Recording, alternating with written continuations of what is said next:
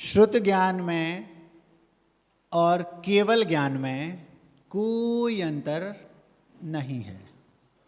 विद्वान सामने बैठे हैं, पहले तो सोचा कि समय आज कम है, 9:15 बजे गाड़ी स्टेशन पर भेजनी है, तो शुरुआत सीधे विषय से कर दें, पर वो दिख गए। हमने कहा 10 दिन बाद आए हैं, कुछ तो खिलाना पड़ेगा, तो एक पंक्ति रख दी।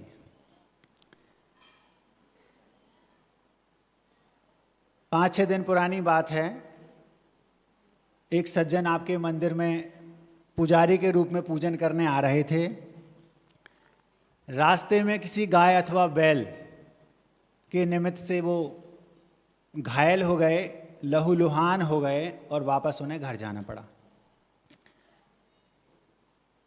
एक बालक मेरे पास आया, उसने पूरी घटना मुझे बताई और बोलता है, महाराज जी आजकल काल खोटा है, तो ऐसा ही होने लगा है।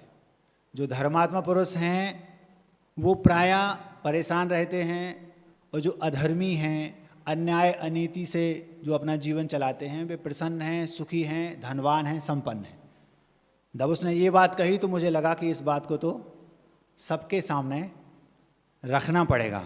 और मुझे वो भी याद आ गया कि पिछले 1-2 वर्षों में 2, 4 से 8 बालक इस प्रश्न को पहले भी कह चुके हैं, महाराज जी अब तो ऐसा हो गया है कि पंचम काल है, और जो सच्चे सदाचारी लोग हैं वो प्रायः परेशान हैं, और जो उल्टे सीधे तरीके से जीवन जी रहे हैं वो सुखी हैं, संपन्न हैं।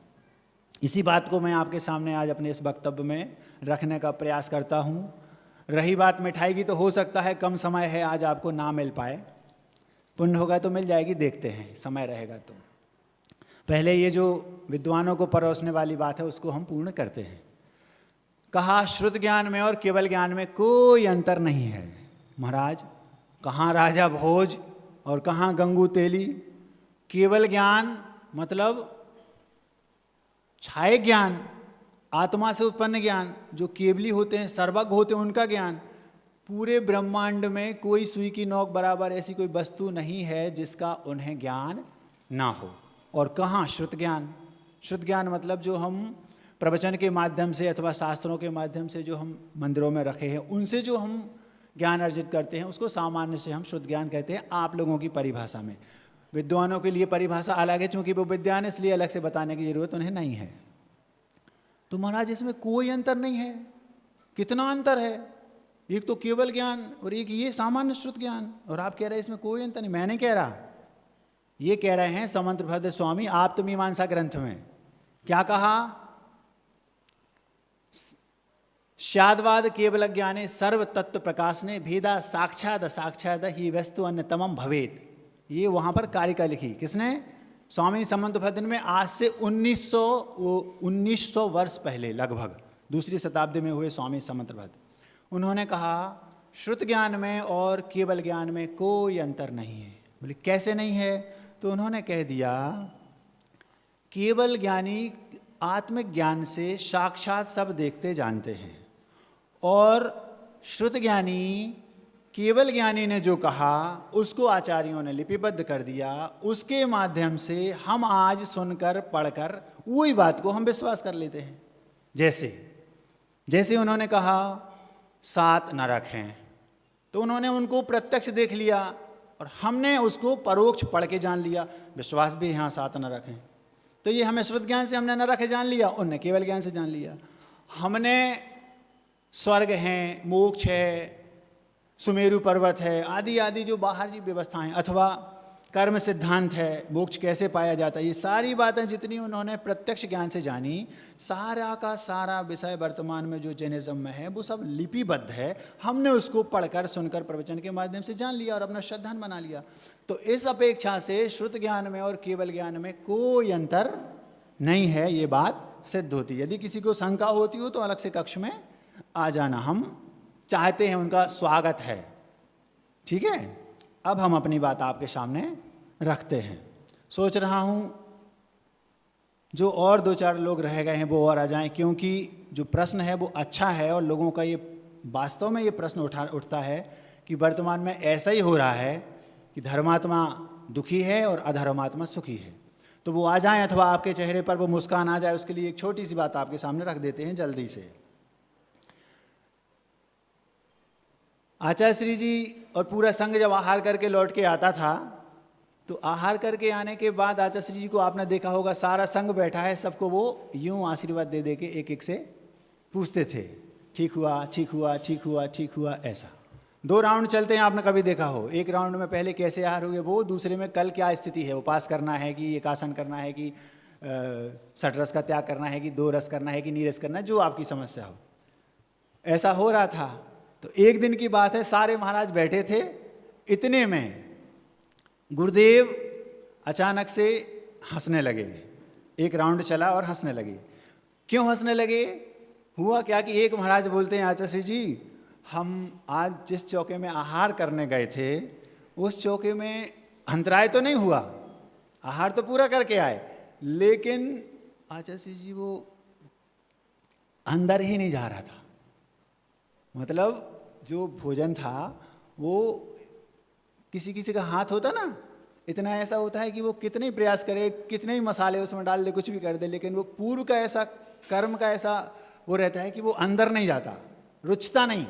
बोले मैं खूब चबाता था लेकिन वो अंदर नहीं हो रहा था। तो हंसने लगे।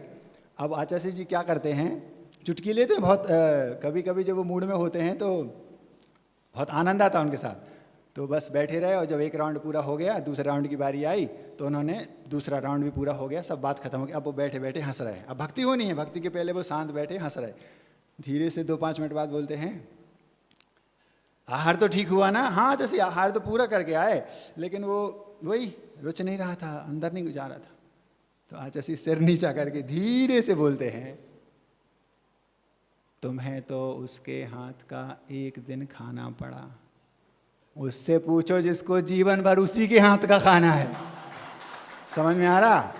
ऐसी चुटकियां आचार्य जी लेते रहते। अब आपके चेहरे पर हंसी आ गई। अब मैं वो बात रख सकता हूं जो रखने जा रहा हूं।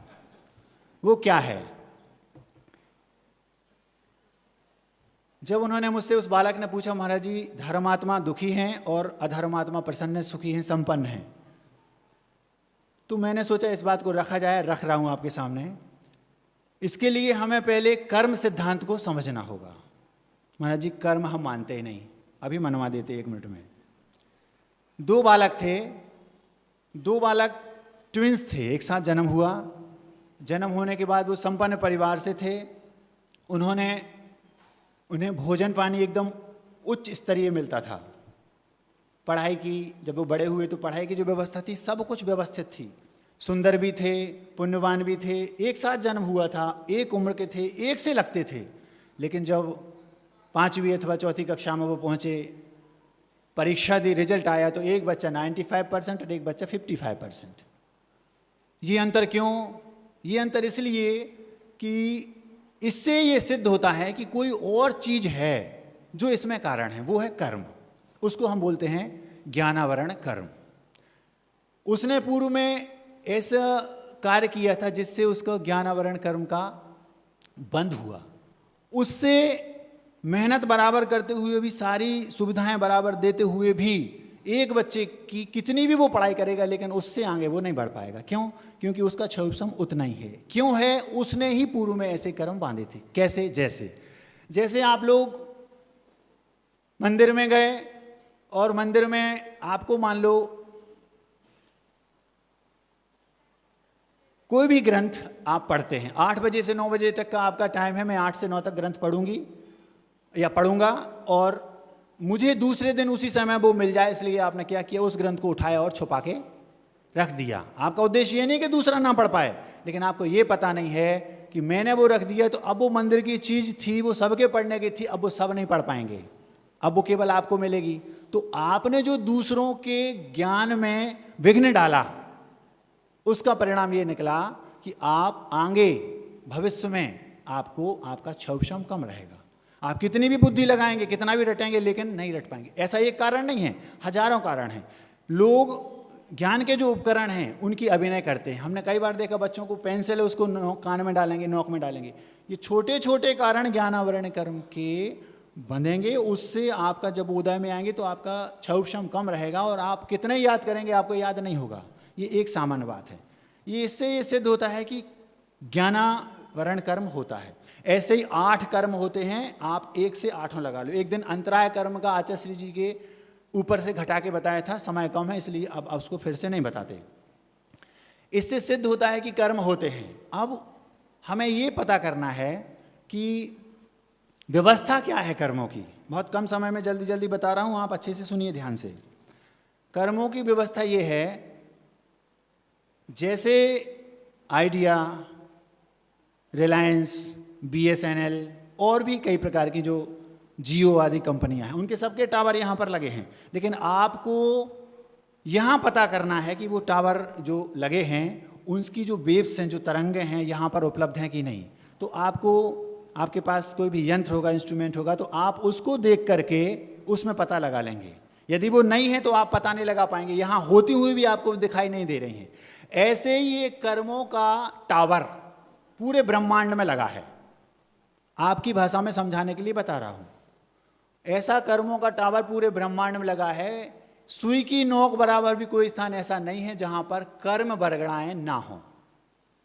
आपके शरीर में जो आपके आत्म प्रदेश हैं उनके साथ हैं, लेकिन वो उससे लिप्त नहीं है। जैसे ही आपने भाव किए मतलब आपने मोबाइल जो है इंस्ट्रूमेंट उसको आपने ऑन किया और आपको दिखने लगेंगी, और आपको बात करनी है कहीं से तो आप फ़ोन लगाएंगे, बात हो जाएगी, वो सक्रिय हुई, वो बरगड़ाएं और आपका काम हो के आपने बंद कर दिया।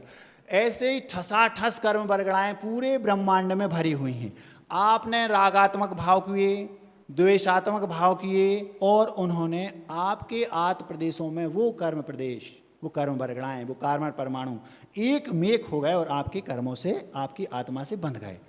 अब वो महाराज जी दिखाई तो देते नहीं, तो जैसे मोबाइल की तरंगें नहीं दिखाई देती, ऐसे कर्म दिखाई नहीं देते। इससे हमारे जैनिज्म को सिद्धि करने में सहायता मिल रही है मोबाइल के कारण।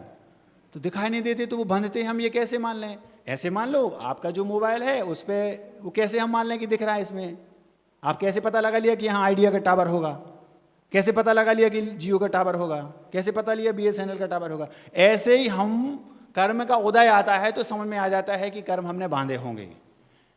तो किसी व्यक्ति ने भाव किए कर्म बंधे तो वो उसको जब उदय में आएंगे तो उसको भोगना पड़ेगा। उदय में आने का मतलब क्या? जब वो आपकी आत्मा से छूटेंगे तो वो फल देकर छूटेंगे। ये सामान्य से कह रहा हूँ क्योंकि उसकी व्यवस्था बहुत लमसम है, लेकिन अभी समझने के लिए, जब वो फल देकर छूटेंगे तो वही फल आपको सुख अथवा दुख रूप फल दे रहा है। इतनी सी, बस इतना सा फंडा है। एक स्वरूप संबोधन नाम का ग्रंथ है पंडित जी,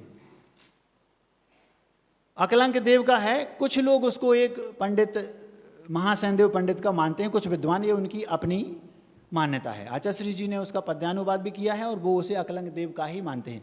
25 कारिकाओं का ग्रंथ है। उसमें लिखा है, कर्ता या कर्मणा भोक्ता तत्फलानाम स एकतु बहिरंतर रूपाया भम तेसाम मुक्तत्वम एव ही। जो कर्मों का करता है वही कर्मों का भोगता है, और वही यदि प्रयास करे, प्रक्रिया पूर्वक चाहे, तो अपने कर्मों को पूर्ण नाश करके मुक्त हो सकता है। ये उस कारिका का अर्थ है।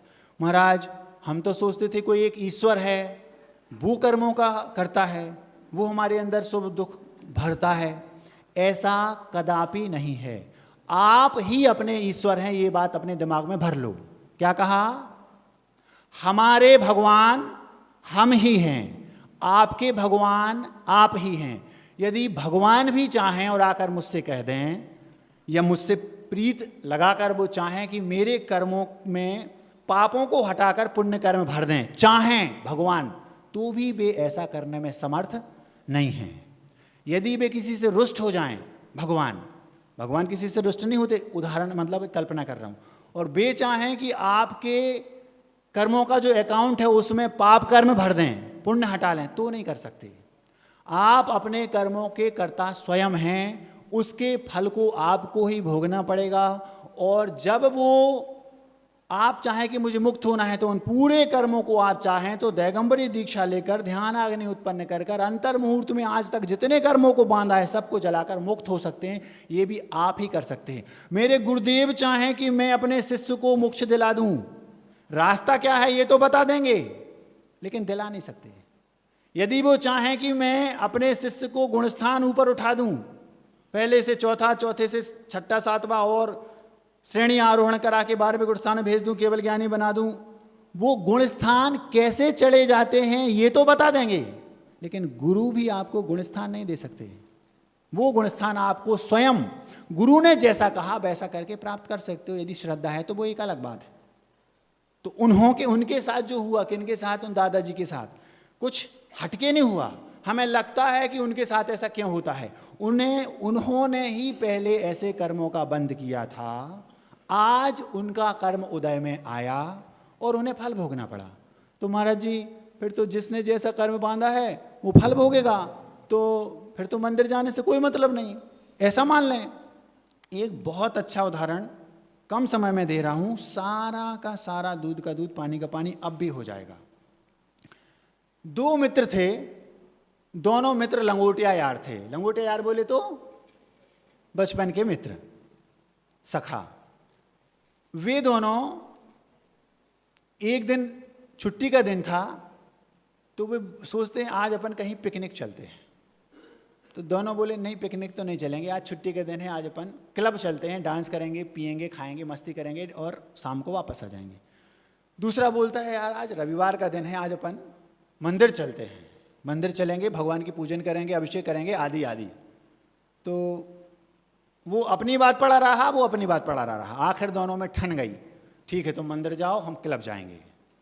दोनों चल दिए। तो एक पूजन करके कि धोती वगैरह पहनकर बढ़िया मंदिर जा रहा था, रास्ते में ठोकर लगी, गिर पड़ा। गिरा तो उसका पैर टूट गया। ध्यान से सुनना, एक उदाहरण जीवन भर के लिए आपको आपकी सोच बदल देगा। वो पूजन करने जा रहा था, रास्ते में ठोकर लगी, गिर पड़ा, गिरा तो पैर टूट गया। कौन? जो पूजन करने जा रहा था। दूसरा था वो क्लब जा रहा था। कौन सा क्लब? Dance club. वहां पर सारी व्यवस्था थी, समझ में आ रहा है? वहां पर सारी व्यवस्था थी। वो गया, रास्ते में उसको ठोकर लगी, वो भी गिर पड़ा, और जैसे ही गिरा तो उसका मुंह एक पोटली पर पड़ा। पोटली बोले तो थैली, बैग। उस बैग को खोला तो उसमें मोहरें थी सोने की, और वो प्रसन्न हो गया। आज मेरा ये निर्णय बिल्कुल सही। यही बात आज के बच्चे बोलते, महाराज ऐसा ही है, जो धर्मात्मा है उसका ये हश्र होता है, और जो पापात्मा है उसका ये हश्र होता है। जो अनीति से, अन्याय से, दुराचार से पैसे कमा रहे हैं वो फल फूल रहे हैं, आनंद का जीवन जी रहे हैं, और जो बेचारे धर्मात्मा हैं वो उन्हें स्ट्रगल करना पड़ रहा है, 2 जून की रोटी उन्हें अच्छे से नहीं मिल पा रही, प्रायः ऐसा लोग कहते हैं। तो उसकी धारणा और पक्की हो गई। मैं बिल्कुल सही कह रहा था, वो मानता नहीं है। मुझसे कहा था मेरे साथ चलो, आता तो उसको भी पोटली मिलती, नहीं मिलती तो हमारा लंगोटिया है, आधा आधा दे देते। लेकिन उसने सोचा और जाके बढ़िया पिया, खाया, ड्रिंक, डांस सब कुछ किया, और मस्ती से दूसरे दिन जब शाम को, उसी दिन रात में जब वो वापस आए, पता चला कि मित्र तो हॉस्पिटल में एडमिट है। क्या हो गया? फ्रैक्चर हो गया पैर में। गया, मैंने तुमसे कहा था ना, तुम मानते नहीं हो, मैंने कहा था मेरे साथ चलो। मैं भी गिर पड़ा था, मुझे पोटली मिली, और उस पोटली में सोने की मोहरें हैं। माला माल हो जाते तो आधी में तुम्हें दे देता, क्योंकि तुम लंगोटिया यार हो। और वो कहता है नहीं, कर्म सिद्धांत अलग है, आप अभी बात को समझे नहीं, तो मुझे मत समझाओ, सुनो तो, मुझे नहीं सुनना तुम्हारी बात। उसने आखिर उसकी एक नहीं सुनी। कोई बात नहीं, समय निकल गया, धीरे उसका कुछ समय बाद पैर ठीक हो गया, वो भी ठीक हो गया। उसका जो पैसा था उसने यहाँ वहाँ करके अपना जैसा भी था व्यवस्थित किया, और आया, व्यवस्थित हो गया। अब कुछ दिन बाद उस नगर में एक मुनिराज आए तो वो दोनों एकदम से अधार्मिक थे, एकदम से धार्मिक थे ऐसा तो था नहीं। दोनों के दोनों दर्शनार्थ मुनिराज के साथ पहुंचे। जैन थे दोनों। अंतर इतना था कि एक ग्रामीण पद्धति से जीवन जिया होगा तो उसके अंदर धार्मिकता थी, एक हाई लेवल का होगा, बहुत बड़ी बड़ी मेट्रो सिटीज़ में पढ़ा लिखा होगा तो उसकी सोच थोड़ी अलग थी। जियो, आनंद से जियो, ये वाली थी। अब जब वो दोनों महाराज के पास पहुंचे, महाराज को नमोस्तु किया। महाराज अवधि ज्ञानी थे। महाराज ऐसी ऐसी इसकी सोच है, कैसी? जो प्रश्न आपके सामने रखा वही। महाराज समझ में नहीं आ रहा, मुझे भी थोड़ा थोड़ा लगने लगा है, ये सही कह रहा है, पंचम काल है, समय बदल गया है, हो सकता है ऐसा ही हो। अब इतना काल बदल गया है कि अगर उल्टा करो तो अच्छा होगा, अच्छा करो तो बुरा होगा, इसलिए अच्छा ना करूं, ऐसा मेरे मन में भी धीरे धीरे थोड़ा थोड़ा आने लगा है। सच्चाई क्या है बताइए? महाराज बोले उन्होंने अवधि ज्ञान लगाया। क्या गजब का जवाब महाराज ने दिया, सच्चाई बोल दी। जो आज आप भगवान की पूजन करने जा रहे थे, यदि आपके भाव इतने पुण्यात्मक नहीं होते, आप भगवान की पूजन करने का विचार नहीं लाते, और जो आप पिछले कुछ समय से धर्मात्मा का जीवन जी रहे हैं वो नहीं जी रहे होते, तो आज आपको इस ठोकर से मृत्यु को प्राप्त होना था। क्या कहा? लेकिन आपके शुभ कर्मों ने आपके पाप कर्मों की पावर को इतना कम कर दिया कि उस ठोकर से आपकी मृत्यु होनी थी, लेकिन वो इतना कम हो गया कि केवल पैर टूटने में ही काम चल गया। बात समझ में आ रही है?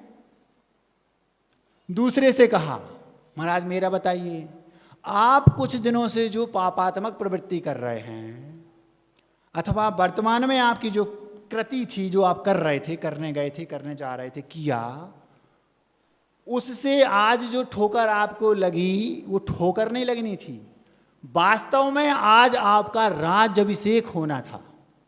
पहले आपने इतना तीव्र पुण्य कर्म किया था, उसके फलश्रुति के रूप में आज आपका राज्याभिषेक होना था, लेकिन आपने अपने पुण्य को इतना कम कर लिया, इतना कम कर लिया, इतना कम कर लिया पापात्मक प्रवृत्ति से, कि वह आपका पुण्य मात्र कुछ स्वर्ण मुद्राओं तक ही सीमित रह गया। ये सामान्य से आप लोगों को समझाने के लिए उदाहरण है। सिद्धांत, कर्म सिद्धांत तो बहुत जबरदस्त है, 1 घंटे आधे घंटे में समझाया नहीं जा सकता, लेकिन जिसको वो समझ में आ गया, क्योंकि उसमें बहुत व्यवस्था है, 10 प्रकार के करण होते हैं, उसमें बहुत अलग अलग टाइप की व्यवस्था है। कुछ कर्म ऐसे होते हैं जिन्हें काटा ही नहीं जा सकता, कुछ ऐसे हैं भोगना ही पड़ेंगे, कुछ ऐसे हैं जो संक्रमित भी हो सकते हैं, कुछ ऐसे हैं जिनका कुछ नहीं होगा। तो वो अभी आप शुरुआती हैं, इस अपेक्षा से आपके सामने रखता हूँ, बच्चों की अपेक्षा से। तो आपको इस उदाहरण से ये समझना है, कर्म हमारे ही किए हैं। उन दादाजी को ये सोचना है, ये नहीं सोचना कि अब भैया हमें मंदिर नहीं जाना, मंदिर जाने से कुछ नहीं होता, भगवान के यहाँ गए, फालतू में बैल ने ठोकर मार दी और लहू लुहान और हो गए।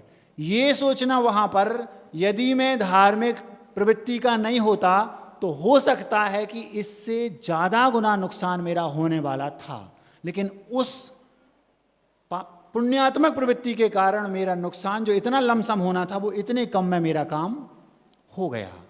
और जो पापी हैं उनको वो प्रसन्न हो रहे हैं, उनको इस बात का दुख मनाना चाहिए, मैंने पूर्व में इतने पुण्य कर्म किए थे, इतने तीव्र पुण्य कर्म किए थे कि उस पुण्य के बदले में मेरा राज्याभिषेक होना था, लेकिन केवल मात्र थोड़े से स्वर्ण मुद्राओं में मुझे संतोष करना पड़ा। पुण्य का हाल पैसे जैसा है बंधु। कैसा?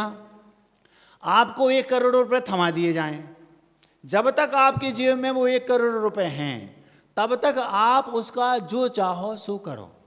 इसी के लिए बुंदेलखंड में कहावत है, जब तक तेरे पुण्य का बीता नहीं करार, चाहे तुझको माफ हैं औगुन करे 1000। क्या कर रहा है? अरे भैया पुण्य है, तो कहते हैं ना कि जब तक पुण्य है, जब तक आपको जो करना कर लो। 1 करोड़ रुपए आपके हाथ में हैं, आप चाहें तो उस 1 करोड़ को दान देकर मंदिर निर्माण कर कर अतिशय पुण्य का अर्जन कर सकते हैं। आप चाहें तो उस पुण्य से जो दुखी लोग हैं उस 1 करोड़ रुपए से औषधालय खुलवा सकते हैं। उस 1 करोड़ लोग से जो दुखी लोग हैं, निर्धन हैं, उनको धन देकर उन्हें संपन्न कर सकते हैं। अथवा उस 1 करोड़ को आप जिस तरीके से चाहें पुण्यात्मक क्रियाओं में लगा सकते हैं। उसी 1 करोड़ को आप चाहें तो पाप की क्रियाओं में लगा सकते हैं। आप मदिरालय खोल सकते हैं, आप पापात्मक कोई ऐसा व्यापार जिससे पाप अर्जन होता है वो कर सकते हैं, और जो चाहें आप उसका जब तक आपके जेब में 1 करोड़ से का पैसा 1 रुपए तक भी समाप्त नहीं हो जाता, तब तक आप उसको जैसा चाहें वैसा उसका प्रयोग कर सकते हैं। यही स्थिति दोनों जगह है, पुण्य के साथ भी यही है और पैसे के साथ भी यही है। जितना आपके पास पैसा है वो पूर्व के पुण्य से है, उस पुण्य को आप पापात्मक अथवा पुण्यात्मक दोनों में लगा सकते हैं, शुभात्मक अथवा अशुभात्मक दोनों में लगा सकते हैं। शुभ में लगाएंगे तो वो पुण्य आपको और पुण्य अर्जन करके 1 करोड़ का, 2 करोड़, 2 करोड़ का, 5 करोड़ कर देगा। लेकिन यदि उसी पुण्य को आप पापात्मक में लगाएंगे तो वो धीरे धीरे नष्ट हो जाएगा। जिस दिन पुण्य नष्ट हो गया बंधुओं, पुण्य पर इतराने वालों, जिस दिन आपका पुण्य नष्ट हो गया उस दिन आपकी कीमत 2 कौड़ी की नहीं रहेगी। ये ध्यान रखना। जो आज पुण्य का दुरुपयोग कर रहे हैं उनसे मेरा कहना है, आप कर्म सिद्धांत को समझिए। ये मत समझो कि मैं पाप कर रहा हूं उससे पुण्य संचय हो रहा है और ये वो मुझे फल दे रहा है, मैं आनंद लूट रहा हूं। आपने पूर्व में ऐसा शातिशय पुण्य किया था, आज आप कुछ भी करें, जब तक पुण्य है तब तक दुनिया बाल बांका नहीं कर सकती आपका। बस समस्या इस कर्म सिद्धांत के साथ इतनी है, पूर्व में मैंने क्या किया था वो दिखाई नहीं देता, समझ में नहीं आता, याद नहीं आता, हमें कोई बता नहीं पाता। और अगर केवल ज्ञानी अथवा अवधि ज्ञानी होते तो हम पूछ भी सकते हैं, लेकिन वो वर्तमान में आज है नहीं। इसलिए हमें ऐसा लगने लगा है कि हम धर्मात्मा जो हैं वो पाप करते हैं, वो परेशान हैं, और जो पुण्यात्मा हैं, जो अधर्मात्मा हैं, गलत तरीके से पैसा अर्जन करते हैं, वो आज फल फूल रहे हैं। आप अपने दिमाग से इस फुतूरी को बिल्कुल निकाल देना, ऐसा कदापि नहीं है। जो भी आपको आनंद आ रहा है वो केवल पुण्य से आ रहा है। महाराज, सीता ने तो कोई गलती नहीं की थी, सीता को 20 पहले रावण के यहाँ रहना पड़ा, रानी थी वो तो पुण्यात्मा थी। अगर पापात्मा होती तो ऐसा नहीं करना पड़ता। पुण्य की कई सारी फैकल्टी हैं, बहुत विविध प्रकार का है। उसमें कब किस टाइप का पुण्य कैसे पाप के रूप में उदय आता है। पूर्व के में पाप भी संचित किया और पुण्य भी संचित किया। पर महाराज वो तो रानी थी, मर्यादा पुरुषोत्तम राम की पत्नी थी, तो उसके साथ तो ये हुआ, ये तो गड़बड़ है। वो तो धर्मात्मा थी, हम ऐसे मानेंगे कि उसी का फल है? उसका फल नहीं है।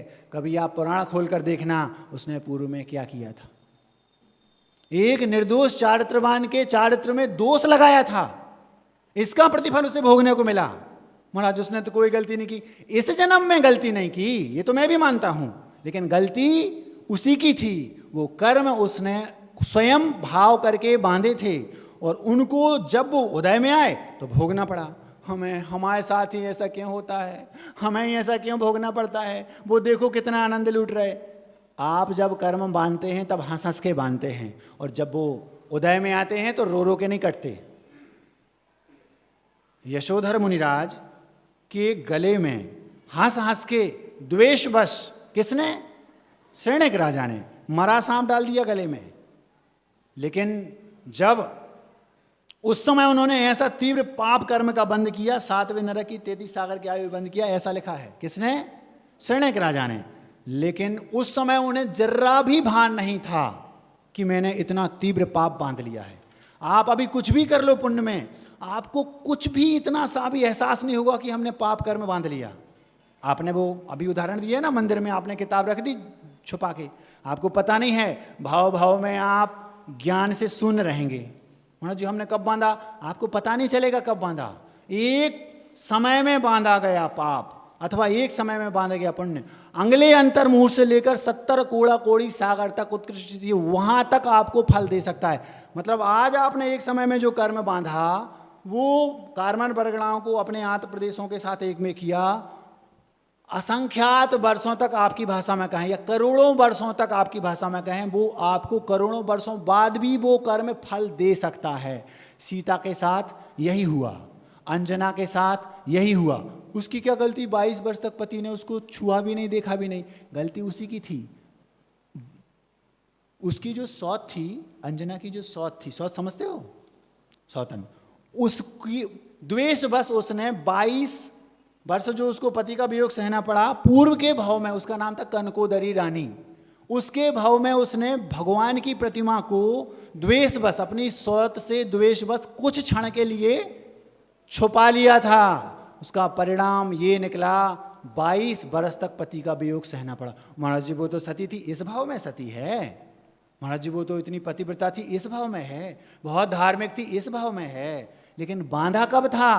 पूर्व भाव में। तो हमारे साथ जो सुख अथवा दुख हमें जो हो रहा है, जो कर्म हमारे साथ शुभ अथवा अशुभात्मक रूप में परिणत हो रहे हैं, उसमें दोष किसी दूसरे का नहीं, देना नहीं कभी।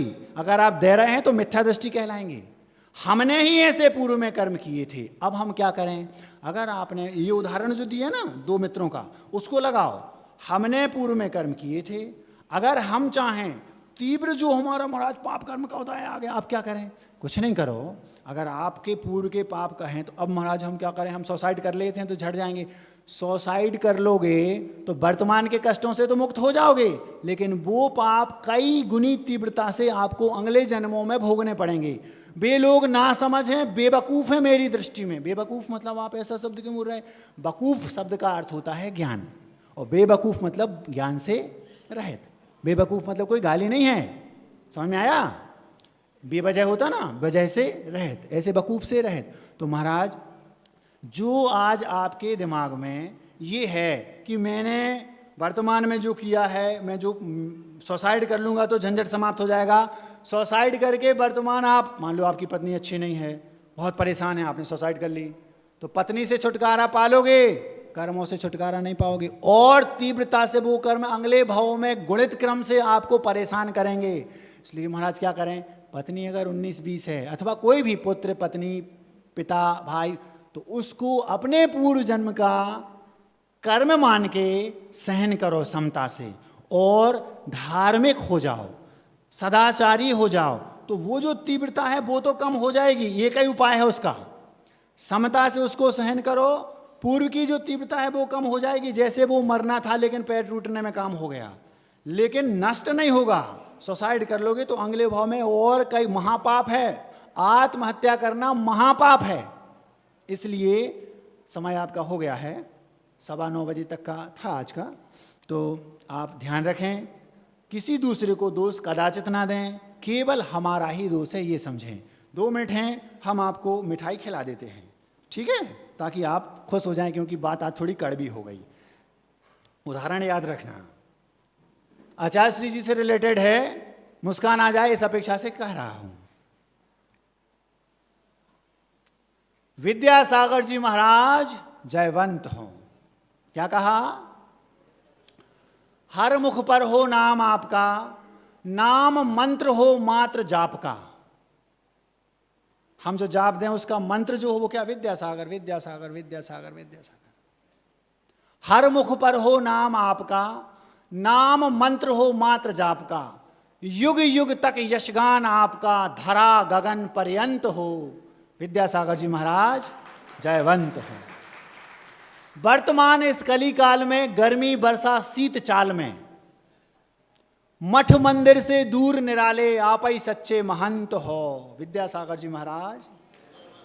महाराज मठ मंदिर से दूर कहाँ, वो तो मंदिर निर्माण में लगे हैं। मंदिर निर्माण अलग बात, उसमें रह नहीं रहे, बना दिया बनवा दिया आशीर्वाद दिया छोड़ दिया, आप जानो आपकी समस्या है। मंदिर निर्माण में आशीर्वाद है उनका, लेकिन मठ मंदिर में वो बैठ के वहां रह नहीं रहे, उनका नहीं है, वो स्वामित्व नहीं है। वर्तमान इस कली काल में गर्मी वर्षा शीत चाल में मठ मंदिर से दूर निराले आप ही सच्चे महंत हो। विद्यासागर जी महाराज।